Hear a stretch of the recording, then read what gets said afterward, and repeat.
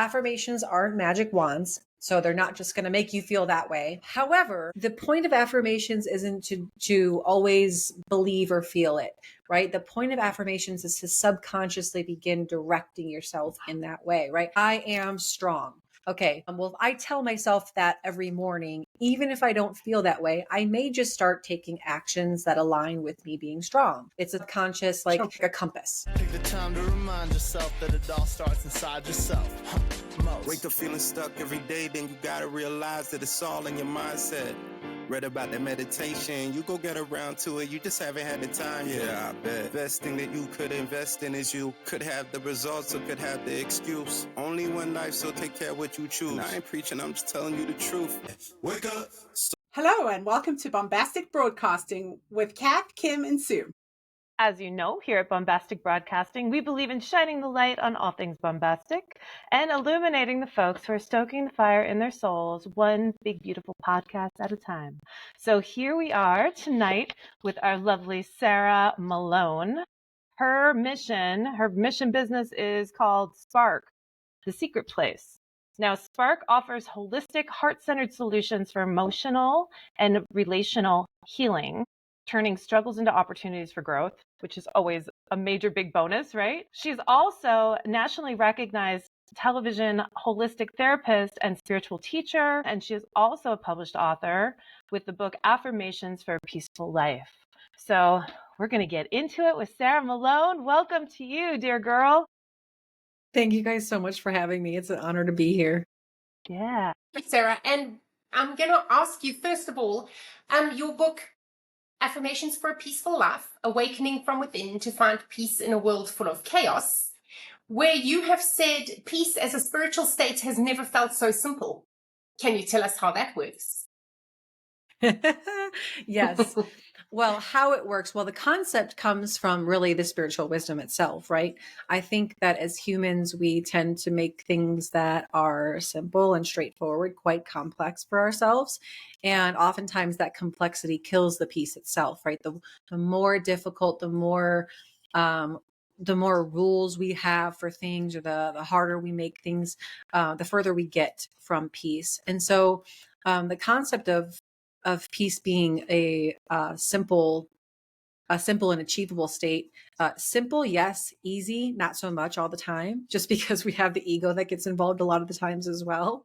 But it is very simple. It's like you hear these things and you're just like, yeah, duh. That makes sense why I would be peaceful in that place. Sure. So true. That human condition to make things more challenging, where did that come from? I think it's been around forever, though, from the beginning of time. Two things, right?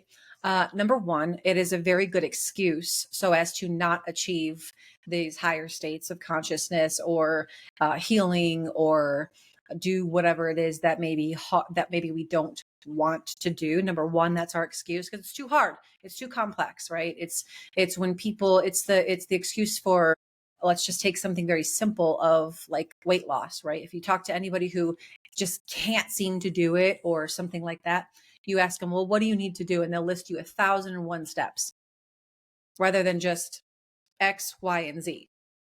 And that is their brain's way of excusing them from doing the hard things. But number two is we need problems to solve.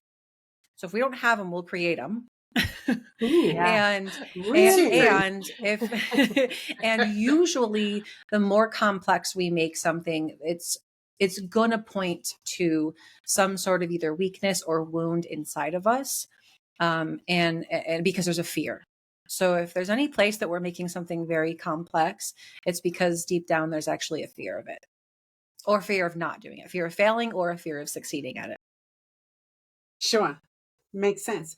Now, when would you use your affirmations? I mean, I probably should read your book, but is it all the time, or is it if you're struggling with something? Or I personally believe all the time. Because the truth is that we're always struggling with something, right? We never have all the pillars and the places of our life in perfect order. There's always something to improve. But what I've found, especially with the readers of my book, is that these affirmations will reach people right where they are, and it even touches on the shadow parts, meaning oh my gosh, I didn't even realize that I was doing this, but I totally am doing this. And that makes so much sense why I feel anxious right now, or why I feel stressed right now, or whatever it may be. So it's always a good time to kind of like recycle through these affirmations and remind ourselves. And if you guys are watching this, you can see my sweet dog back there. Our special extra guest. Oh, we can see his ears there. Who Very is cute. And he'll just Aw. stare at Have a me. good week. He'll just stare the whole time. Yeah. Sarah, is your book like Monday affirmations, Tuesday affirmations? What's the sort of layout of it? Yeah, good question. So they're very digestible affirmation chunks. Like I have a lot of people that will just have that as their morning read, and they'll either go through just from start to finish, or they'll flip through and see like what really is sticking out to me right now. Let me go read that one, because it's chunked up in a way where it kind of divides all of the human stuff that we experience, relationships, stress, success, going too fast, slowing down, right? Surrendering, these types of things. So it starts at the very simple things of like dealing with people, I'm not responsible for other people's feelings or reactions, these types of things, and freeing ourselves on that level, all the way to the deeper states of really surrendering to the flow of life and being divinely guided. So I find it a good morning read. They're only a few pages each, and it's a good way to set the tone for the day.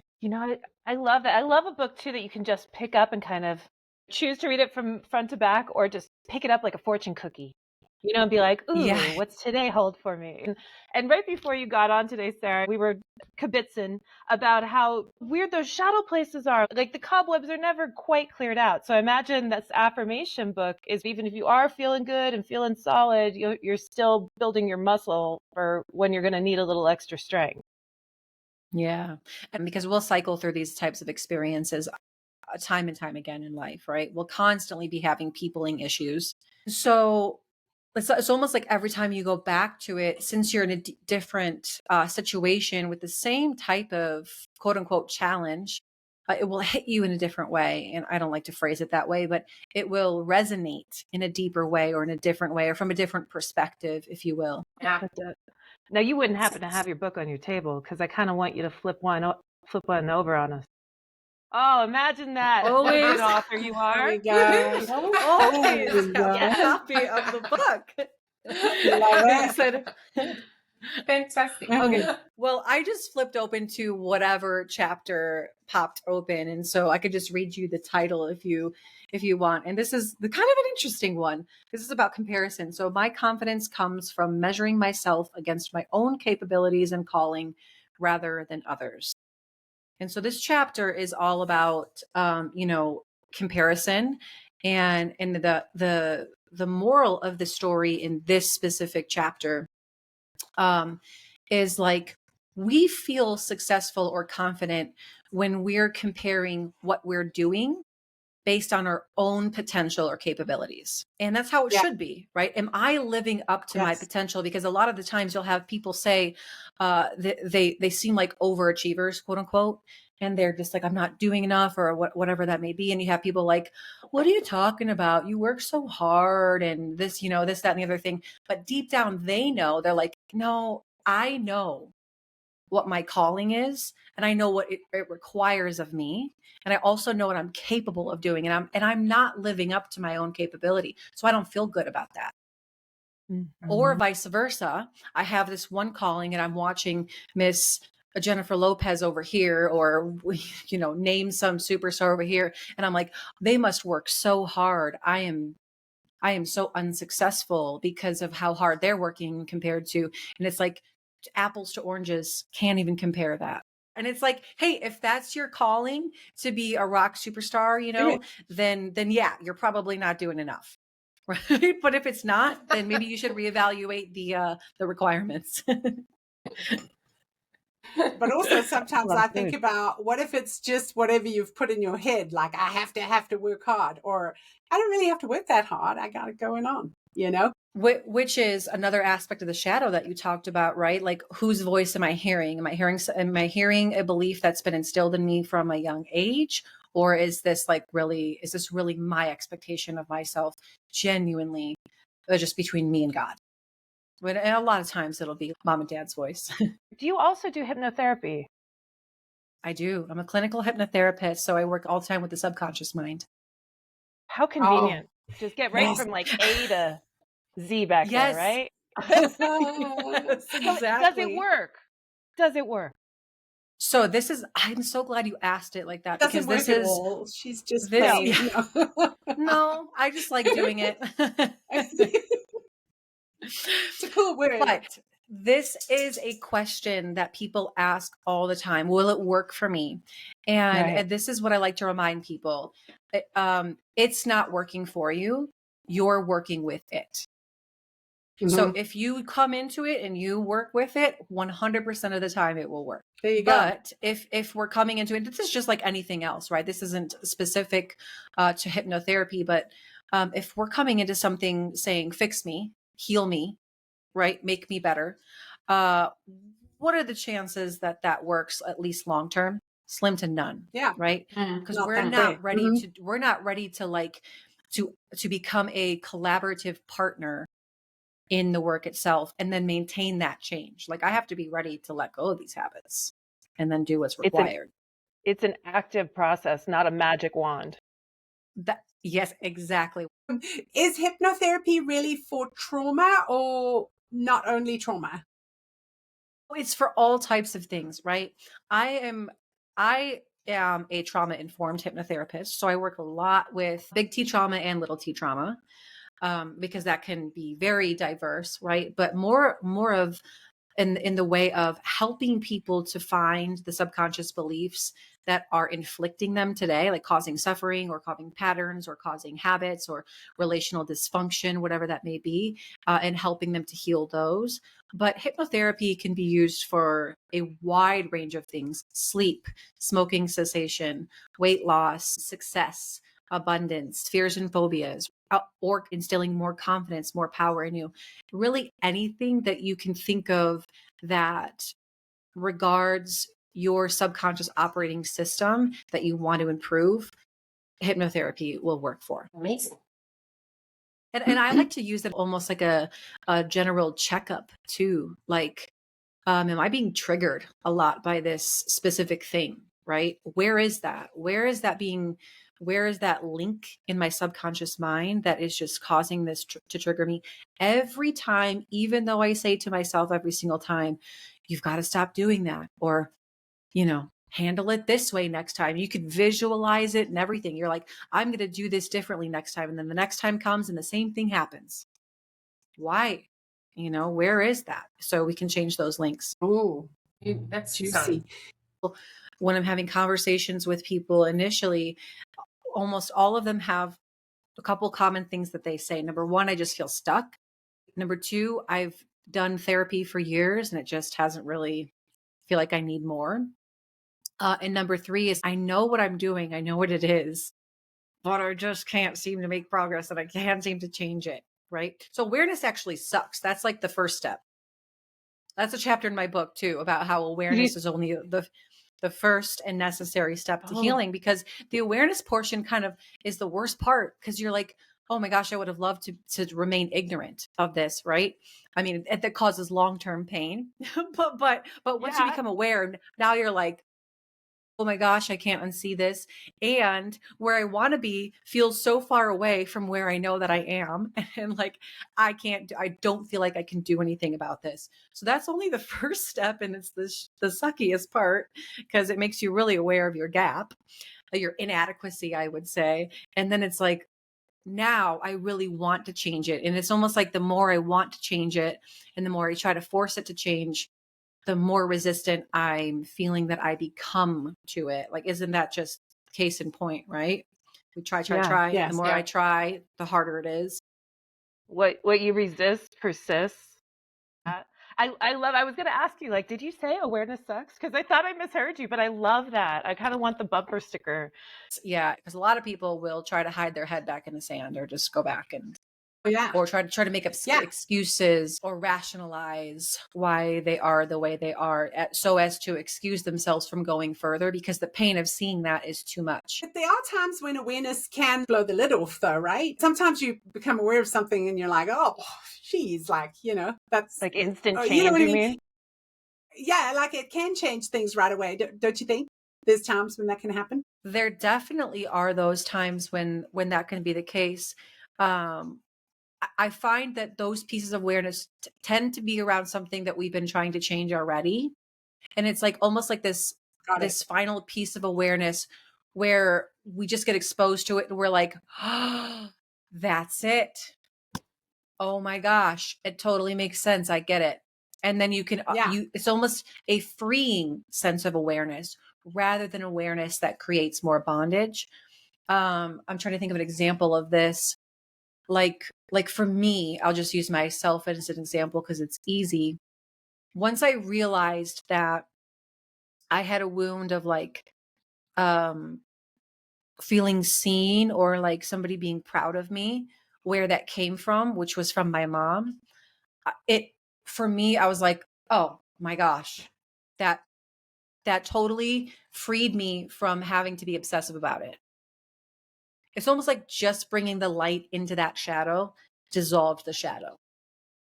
Mm-hmm. That Yes. makes sense. Yeah, good point, Yeah. Kim. And forgiveness probably around that too. Yeah, for sure. And almost like this feeling of, well, if that's the case, then I can just choose something different. Right. Or Yeah. I can provide it for myself right now. Like I could just be with myself and say and recognize, sometimes just acknowledging like, yeah, that wasn't fair. That was kind of crappy. But I'm here now. Here I am. But Kim sort of said it's a random moment, but you've done all the work already, and that's why it is a random aha moment. Yeah. And I really like that, because I think sometimes we're working on things in our heads that we're sort of tired of working on, so we're just leaving it in the background, churning away, hopefully. So that's kind of, I like the way you put that. Yeah. And that's okay too. Like, some people get into, this is again back to peace, right? Some people get into such stress, and when they're like, this is my focus right now, this is my thing to heal right now, and if they can't do it right now in this season, it's like it torments them. And it's like sometimes you can say, it's okay to say, I've done get to a point anyways where you can acknowledge, I think I've done like all I can do on this piece right now. I can shelf it, because it doesn't seem to, the more I focus on it, it's not making me, it's not progressing me in any way. And then later, right? So when we're constantly doing some work on things, maybe shelving it, you're never just going to like just be linear and just be like, okay, I'm going to work on this, and I'm going to work on this, and then I'm work on this. And I'm just like this healing machine. I'm not just like heal like, well, let me diagnose myself and just fix each part one at a time. It's more complex than that. And oftentimes we do have to shelf the thing, to say, I've done a significant amount of healing on that right now. It's not healed. And then all of a sudden we have this moment where we're like, oh, there it is. There's the final piece that kind of brings that thing back from the shelf into wholeness, into your being once more. So this is very much like my motto for everybody is know thyself, right? There's no healing handbook. There's no life handbook. So know yourself and know when to pause, when to go, when to be still, when to work hard, all of these things. There's a season for it all, and we have to know what that is for ourselves. Gotta ask that question because I really, really like that. And how do you do that? Does it change? Do you have to check in with yourself from time to time? Do How which do you part, the start to know shelving? thyself? Or just to, well, I love Yeah. that part too. And I want to say, because I've had those times, if not, you become neurotic, right? So then going into that, know thyself. Do we all work at a different, pace? How do you begin that journey of knowing thyself? So this is funny to bring it back to a point that we just kind of bastardized, which is awareness. Awareness, right? Like I think a lot of times people are more externally focused. And we notice a lot on the outside, right? But to take that same level of awareness and observability and analytics on the internal world is how we know thyself, right? When I'm in this environment, how am I? When I'm around these types of people, how am I? How's my nervous system? What does it feel like when I'm activated, right? What does it feel like when I'm emotionally in distress? What does anxiety feel like? And what does excitement feel like to me? I'm constantly in this internal world of seeing how I am and seeing how I feel with other people. And did I like that? Did I not like that? Where's my boundary? How do I want people to see me? How do I see me? How am I expressing myself? This is how we know ourselves, is we just get a little bit obsessed, not self-obsessed, but we just get obsessed with like, where are my triggers? Where are the things that light me up? And I know myself well enough to know I am not going to do well. And that's why I don't go to that party, or I don't go to that bar, or I don't do these types of things, because it's not for me. I don't do well It there. sounds like a lot of self-love, actually, more than neurotic. When you say that, I'm like, what a cool thing to give yourself permission to do. I mean, because they talk about how you have to love yourself, and you have to be your own best friend. But you kind of just stepped it out. That was beautiful. That's your next book, I maybe. love, oh my gosh, maybe you're right, but I love how you related it to that, because what do we do when we truly love? We can talk about love. That's a whole podcast in itself, because what is really true love, but when you Yeah. truly love someone, you pay attention to them. You are Yeah. so attentive Yes. to their needs, their likes, what's their energy like, what's your mood like. You seem off today. What's wrong? Oh, that bothered you, didn't it? Right? If you say something and you get like a little reaction and you're like, oh, was that, you just pay such close attention. And you're absolutely right. It is self-love. It's you're paying attention to yourself to see like, oh, that person said that. And it's like, I felt a little twinge inside of myself. What's going on there? What bothered me about that? You will get very clear on, number one, your boundaries. Number two, what types of people you want to have in your life, and what types of people to instantly go like that to. But you'll also get clear on your passions, your mission, your purpose, your own gifts, your own weaknesses, right? It's important to also know our weaknesses, to say, I'm good in this area, but I'm not good in this area. So I would love people around me who are good in those areas where I'm not so hot. Makes sense. That's Makes sense. consciousness. Yeah. No, that gave me chills. A lot of that did give me chills. You made me think about, like, you think you have to be in love to have that magic and that spark, but to be in love with yourself like that, like a little bit of a pathway to really, and that would negate that negative self-talk that keeps you, going backwards. It would really I'm gonna try that this week, I mean, I thought And I loved myself before, but maybe I'll love myself a little more, and love is such an action, right? It's such a verb. So Yeah. it's very active, like you said, it's ongoing. And why not be the spark in, play on words from my business here, but why not be the spark first? And that's what brings love together, rather than I need love to have this spark in my life, right? Right. Yes. Not a Spark lack, first. not coming from lack. Yes. And now when you do hypnotherapy, do you do it over Zoom? I do. I have to tell you, 99% of my clients are virtual clients, are Wow. on Zoom, and I have clients in different countries, and it's a wonderful way to be able to reach people that wouldn't have access to it otherwise. And yeah, it's just as powerful. That's amazing. I think that we all realize that too after going through those, COVID days. Everything has a bright light, but we can all, I mean, look at us here. We're all over the place. Sarah's coming to us from Flagstaff, Arizona, and we're over here in Tahoe right now. But I mean, it is amazing how it's kind of shrunk the world in a good way in many ways. And then do you have, I know they can probably find this on your website. I do want to ask what sparked the name Spark, the secret place. And I do want to ask, if you have certain kind of packages that you recommend for people too, if I'm not jumping the gun there. So Spark, the secret place first, right? Yeah. So Spark, and it's funny because we've talked about all these things already, but Spark it signifies the spark of light within you from the divine. And I believe that we all have that. We are all sparked from the divine itself, and that we have that. And the secret place is like kind of where to find that. I believe that God lives in this space, this very, very delicate space of the heart. And it's multifaceted in a way, because the secret place also represents like where we find, excuse me, where we find that inner compass in ourselves.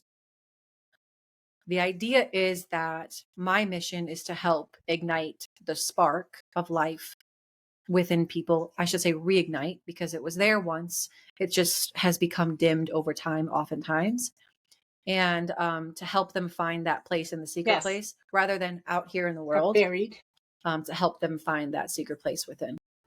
Beautiful. What if you're struggling with an affirmation that you really want, but doesn't like ring true to you? And you have this little voice in your head saying, no, you're not. And you're trying to tell yourself that you really are. Beautiful, wealthy, all the things. Oh, you mean like I am confident and you want it, but you're like, I don't feel that at all. Yeah. Yes. Okay. Well, two things, right? Affirmations aren't magic wands, so they're not just going to make you feel that way.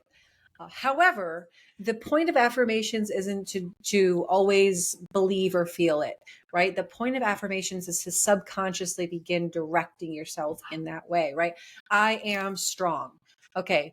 Well, if I tell myself that every morning, even if I don't feel that way, I may just start taking actions that align with me being strong subconsciously, right? It's a subconscious, like it's like a compass.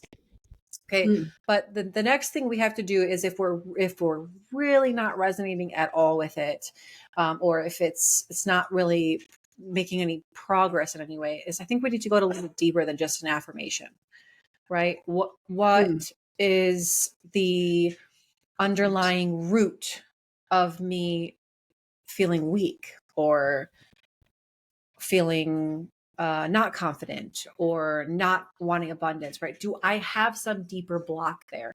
And then we're going to want to do some deeper work around that. You can change the affirmation too, right? We want to find something that does resonate at least a little bit with us, right? Otherwise, we're not connecting to it at all. So if, give me an example of an affirmation. I love myself. So the subconscious mind, consider it like this. It's like a bright 9-year-old child, right? I want to talk to it very clearly, very action oriented, very positively. And so if something's not resonating or it's actually not helping us in any way, we need to reframe it, right? Instead of I am thin, I live a healthy lifestyle. I honor and fuel my body for my health goals, right? Things like that. That's so smart. That's a really good one. I honor and fuel my body for my health goals, because this is action oriented. It's process oriented rather than outcome oriented. And a lot of the time we do want to frame our affirmations that way. Like, I am focused on abundance in my life, right? Not I am rich and powerful, because I'm not. So, my mind is going to go BS. No, you're not. And you may not even want that, right? That may not even be the goal, but I am living my life in abundance every day. And then your subconscious mind will proactively find ways to do that. I'm fueling my body. I'm fueling my body for my health goals. I think that was kind of what it was. Yeah. Now my subconscious mind is looking for exactly. I'm sorry. Now my subconscious mind is looking like how what do I fuel my body with? What are my health goals, right? Like or I am showing myself love every day. That's a good one. I'm being I my love own to best love friend. myself. I'm being my own best friend. Exactly. Yes. Yeah. So a lot of times there's two things wrong with the affirmation, is either the way that it's phrased, or there's something deeper there. So I think we don't need to steal other people's affirmations. We need to be very specific with ourselves. Again, know thyself. Sure, that makes sense. Well, I was also just kind of wondering if you'd like just say something to yourself 365 times. Maybe one day it's like, oh, Oh Yes. yeah, I am that. Well, Like self-hypnotizing, kind of? well, there is something to be said about that, Kim, because one of the kind of like fundamentals of hypnosis is repetition. And, Okay. and so we don't realize this, but we're being hypnotized all the time, right? From a Yes, very young age, we're commercials. being hypnotized. Commercials, the news, social media, our parents, our peers, all these things. And it's through repetition. It's through someone that we highly respect, like a a superior Teach. or a peer, or Mhm. if something is said to us or like taken in a highly emotionalized state. So like if Mm. I'm really up here and somebody says something to me, I'm more likely to take that in as a subconscious belief than I am when I'm just super calm and neutral. Ooh, Mm. that's a very big awareness right Mm. there. That's the big Yeah. T, little t kind of trauma. Yes. Yeah. Where you're Yeah. like, where as with some people, they may have had the same experience or somebody said the same thing to them and they didn't react the same way. Mm. It doesn't matter because you might have been in a totally different state at that time. Mhm. So Mhm. if if take this for instance, little T trauma, right? I come in from being from outside and I'm really, really messy and I track mud all over the house and my mom goes, "What?" And I go, "Oh, it scares the crap out of me, right? I'm scared." And then she said, "You're so clumsy and messy all the time." It goes Uh, in so deep. yes, I take it in a much deeper level because first I got scared and it's jolting. And I'm like, now everything's up to be like, my subconscious mind says, everything up here, pay attention online. We need to be alert and we need to take everything in right now. Mm. Mm. Fear seems Yeah. to be, such a common denominator. Fear of something all the way along is just kind of, always the hump, or always one of the Uh, humps anyway. 100%, right? Because we're either in fear or in love. We're never in both. And and everything Mm, else is just a derivative of those two. got it.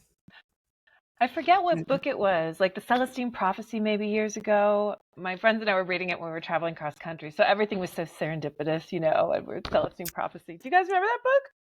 Oh my gosh. Anyway, but I think that was the first time I've heard it described as there's fear and there's love.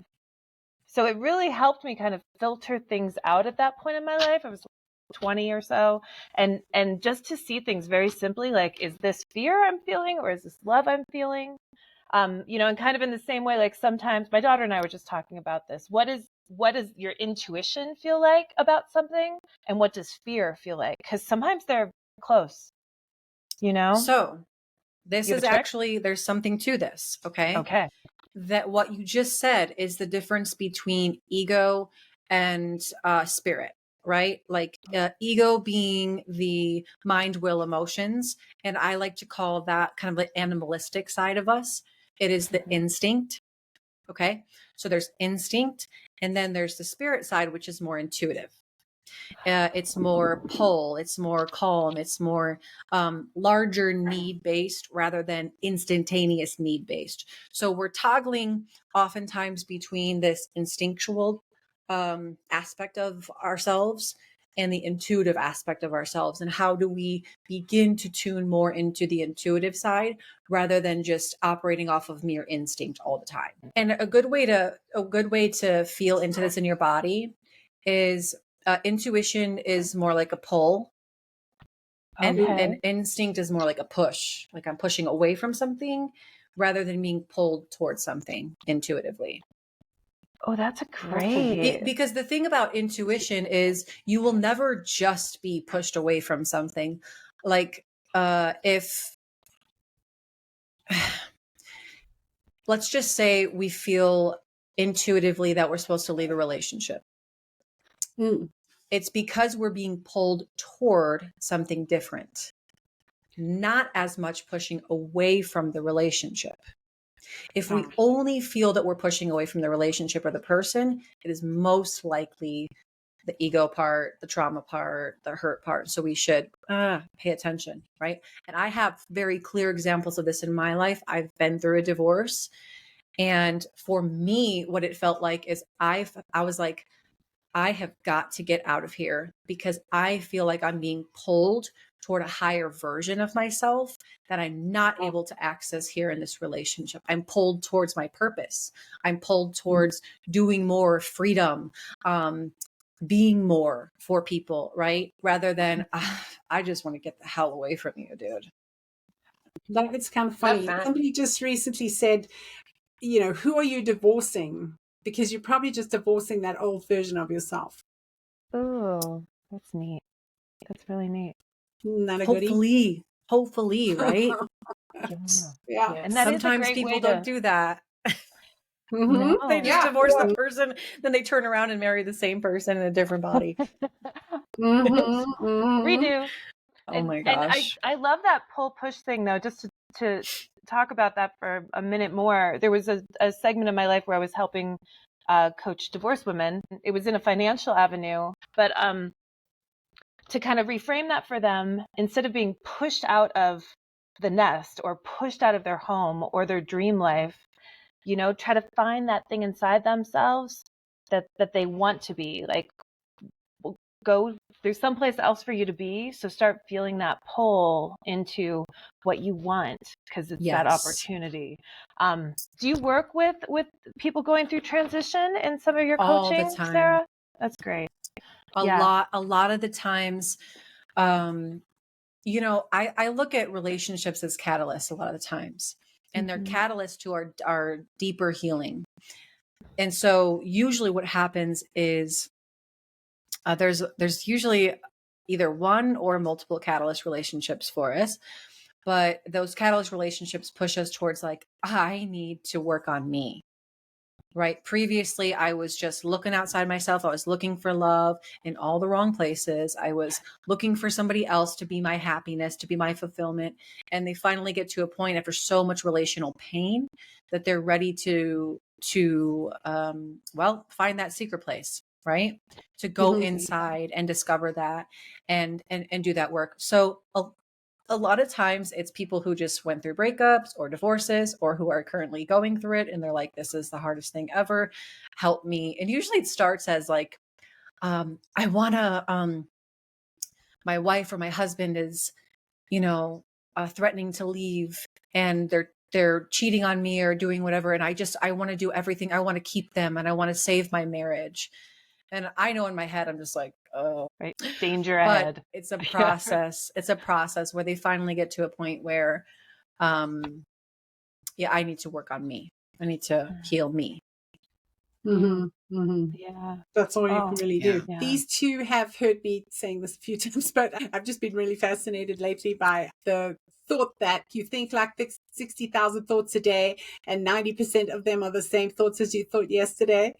Oh my gosh, it was so crazy because I've kind of heard that before and gone, oh yeah, and I also, I've done some work. So I think, oh, my thoughts are pretty good, and then, I,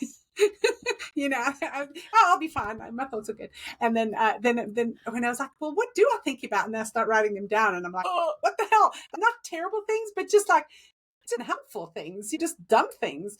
And then immediately I got sick and I started throwing up and I had this crazy headache and it was just the weirdest thing. And then I started reading about like whenever you get one of those thoughts, replace it with an affirmation that could be simple, like I love peace, or so anyway, that was a little journey for me. I was tripping out on. Well, I'm like wowing because so our thoughts okay. So yes, we have all of these thoughts. Now let's just take one thought, right? One single thought will produce thousands of chemical reactions in your body at a time.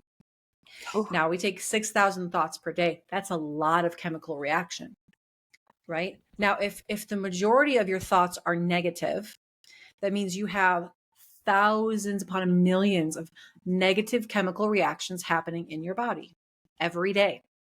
Okay, this is how we get sick. Like you said, I got a headache. I started throwing up, right? Because now they're not just subconscious. It's like, oh my gosh, I'm aware that I'm thinking of it. So there's a little bit more power that it has when I'm like actually shining the light on it.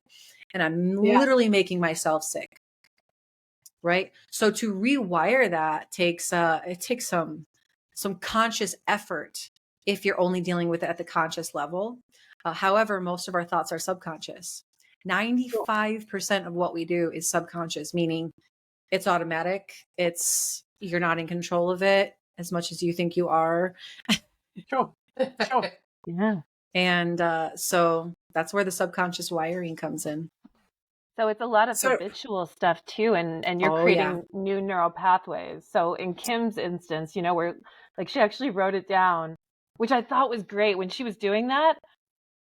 I still haven't written down my thoughts, but just thinking about my thoughts, like that's crazy that the same ones happen a lot. Like what a waste of energy, and how do you edit that closet? Like that's pretty crazy. But I guess by writing it down and shining the light on it, like you're saying, but then replacing it with affirmations, like in your book, Sarah, because nature hates a void, right? So you have to Yes. rewire those neural pathways, and that's how you do it. Well, yes, that's one way to do it. Hypnosis is another way to do it. The way to rewire a brain, there's really only a few ways to do it, and that's by making a new pathway, closing down the old. I mean, if we boil all of at least my work and some other people's work as well down to this one fundamental thing, it's closing the old pathway and opening up a new one. And like you said, nature hates a void. That is very true with the brain. By the way, the brain will occupy all space. It always occupies all space, no matter what it is. So if we leave a space empty, or we're kind of neglecting an area, it will get filled with something else. That's the way the brain works. Is that wild? Like, for instance, people, and this is just more of a theory to bring into to your own consciousness, right? People who are born deaf or blind, let's say, because that area in their brain is not active, or it doesn't do what it's supposed to do, the other senses will actually heighten in order to take up that space. So auditory function will move in, or feeling, right? Or sensing, or things like that will move in to fill that space that's not working. And that's how our thoughts work too. So we need to be gatekeepers, if you will. We could get really neurotic about, like, let me just document every single thought that I think, right? I know I definitely could. And sometimes I feel like my thoughts are so incomplete, but Oh, sure. I'm sure they are. it just But I blurbs. just sat there and started writing, and immediately I had things that I think all the time that are totally not helpful. And then when I was actually, that was just like thinking about what I think about. And then when I was actually thinking, then I wrote down a whole bunch more, and I was like, That's wild. Where'd that come from? Well, and then you think that we are electricity, right? So it's interesting, like as you're talking about neural pathways, and I was helping an electrician doing some rewiring the other days, which was fascinating to me. Now I want to be an electrician at 50. But it's amazing, to think about we are electricity, right? And like you're saying, with the brain and recircuiting and rewiring, I mean, it does make you think that it's possible. If it's possible to rewire a house, it's possible to rewire yourself, right? Absolutely. Yes. Yeah. That is the point of neuroplasticity. And you're always neuroplastic until you're dead. God, that's the good so news. many things to dig into till we're dead. So if Kim just like wrote everything down that she thinks about, and then wrote down the things that she didn't want to think about anymore, and like burned them, would that work? Well, burning is a good active, like, intention setting thing. If we're actually purging it, it's good for in a certain place, but no, unfortunately. One of the things that I do with people is I call it just like an abracadabra. Going to abracadabra your thoughts. So if they find a limiting belief or a limiting thought, Kim, for instance, if you picked one that you particularly feel is intense for you, we just isolate that thought or the sentence, and then we say, where do you feel that in your body? And then you find where I feel it here. I feel it in my head. Okay, what is the emotion, right? Does it have an emotion to it? It's anxiety, right? Scale of 1 to 10, how intense is that? And then we rate it. And then you can start to abracadabra, meaning word magic, because abracadabra literally means with my words, I create. And so we do, with our words, we do create feelings, sensations, our life. And so if you want to change it, then you would just start wordsmithing it, changing it around. You could call it an affirmation, but you could call it just changing the limiting belief itself, right? Like, I'm always upsetting people. Okay. Right. When we could wordsmith that, and it would be, we'd walk ourselves through it, but we'd walk ourselves to a point where we say, I am making peace with others, or I make peace with others. And now, where in my body do I feel that? What's the emotion? Scale of 1 to 10. Does that feel like it for me? Yeah, that's good. I'm making peace with others. Now I seek making peace with others instead of thinking I'm always upsetting people. Right. And it's a positive. There's not a not in there or a negative. Yes, there's no a very negation. positive. Exactly. Yeah. So Sarah, yes, tell us about, I know Kath asked a little while ago, but tell us about what, sort of classes you offer or packages or. Yes, that's right. Yes. So two things that I do, right? There are a couple different ways to work with me. Number one, I work with people short term. So my first package is a 6-month series where we're working bi-weekly together. And that is the cheapest way to work with me. The other way is to do kind of an expedited immersive way, which is 6 sessions once every week for 6 weeks straight. And we're just really going head on towards one specific thing that you want to, or a couple, if we get past that first one very quickly.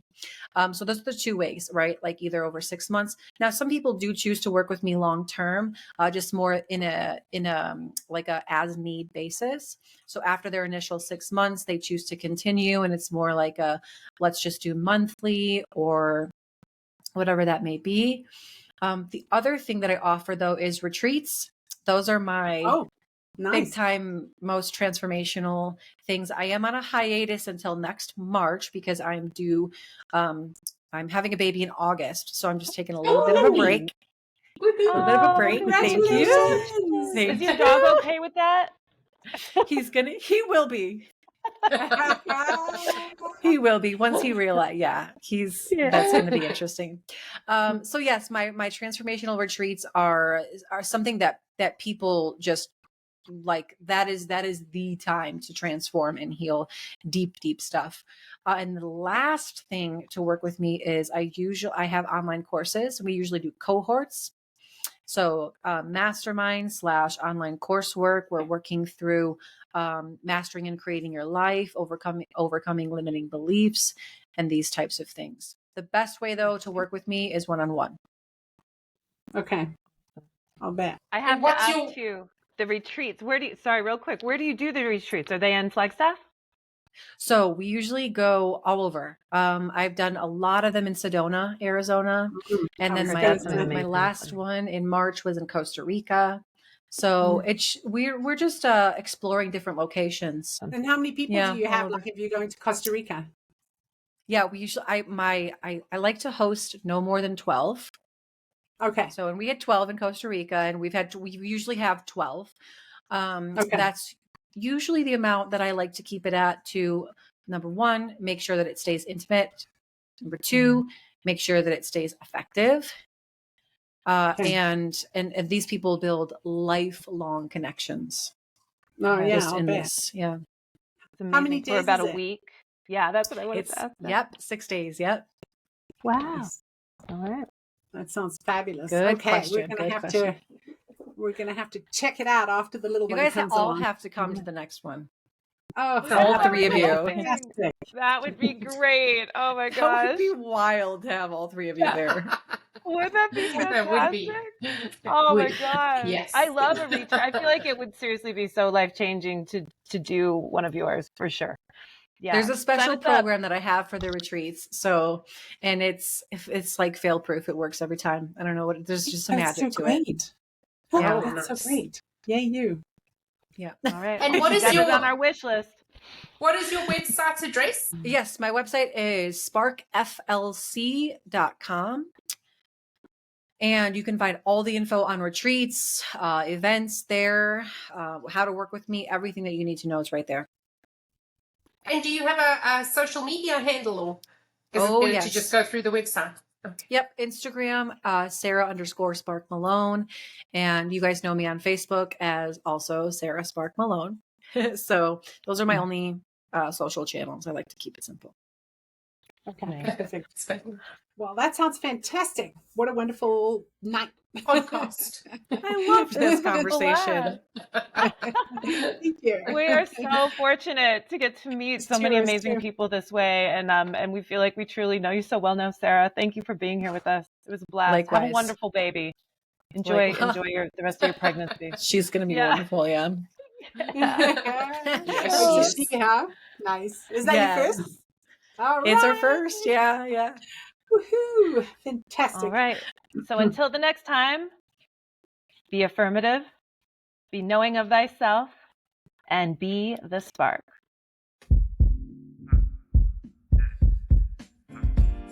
Wake up.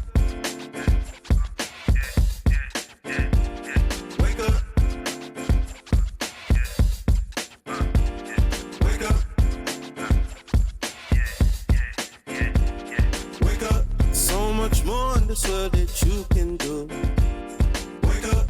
Every little thing in this life that you're going through don't mean a thing. Wake up. You keep shining. You keep grinding. Wake up. All is aligning. All you gotta do. Wake up. My man Mo said that the reason that the world fucked up is cause everybody lazy. Positivity is corny to them, but they still gon' complain about the bad going on. Shit crazy. So I just had to drop a little project. I don't know what the object is, but this feels good. If you too hood for the good vibe, sorry I ain't got nothing for you. Why should I? You shouldn't. We out here doing the things that y'all wouldn't. Life could be a sweet ride. Proof is in the pudding. These guys with the weak vibes, I'll show them where to put it. Down bad, I was looking for the answer. Mind all mad, taking over like a cancer. Canceled the sub plans, came from up above. Told me everything we doing, showing love, and I gotta wake up. So much more in this world that you can do. Wake up. Every little thing in this life that you're going through don't mean a thing. Wake up. You keep shining. You keep grinding. Wake up. All is aligning. All you gotta do. Wake up. I've been getting so high, head up in the clouds. I don't ever wanna come down, but I gotta wake up. Ain't enough time to be down. Bust a smile, cause it's yet another day that I'm allowed to wake up. Feeling blessed to be alive, man. Not long till we thriving. Take the time to remind yourself that it all starts inside yourself. Most. Wake up feeling stuck every day, then you gotta realize that it's all in your mindset. Read about that meditation, you go get around to it, you just haven't had the time. Yeah, I bet. Best thing that you could invest in is you. Could have the results or could have the excuse. Only one life, so take care of what you choose. And I ain't preaching, I'm just telling you the truth. Wake up. So much more in this world that you can do. Wake up. Every little thing in this life that you're going through don't mean a thing. Wake up. You keep shining. You keep grinding.